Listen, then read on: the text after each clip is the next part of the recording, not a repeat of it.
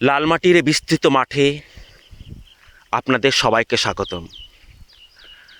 আমি মনে হয় অনেক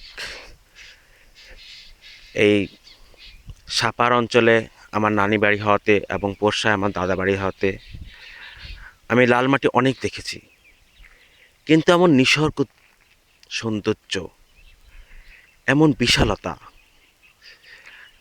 এমন তার উন্মুক্ত সৌন্দর্যের প্রদর্শনী আমি হয়তো এই প্রথম দেখলাম। আমি এগিয়ে যাচ্ছি আরও দূরে, পুরোটাই লাল মাটি। আর হয়তো 2-3 মিনিট হাঁটার পরেও মাটি শেষ হবে না।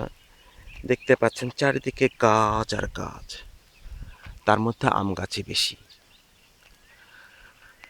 ওই যে সামনে হলুদ ফুল ফুটে আছে, আমার কাছে নাম না জানা একটি গাছ। যাই হোক, লাল মাটি দেখতে দেখতে যাচ্ছি আরও দূরে। আর আমার ডান পাশে যে পুকুর দেখতে পাচ্ছেন, এর চারিদিকে ছড়িয়ে আছে কবরস্থান, আরও লাল মাটি। আরও কাছ থেকে দেখা যাচ্ছে